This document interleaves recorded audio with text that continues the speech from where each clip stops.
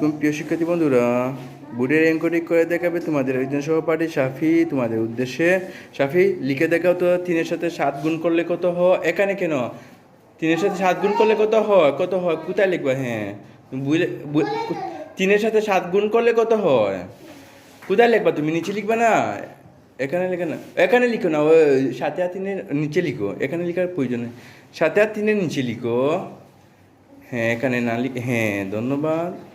হ্যাঁ, একটু বড় করে লিখো। হ্যাঁ, 21। হ্যাঁ, কত লিখো? 21। হ্যাঁ ধন্যবাদ। এবার উত্তর লিখো।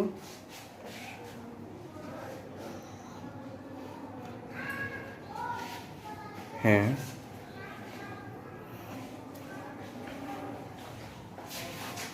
হ্যাঁ,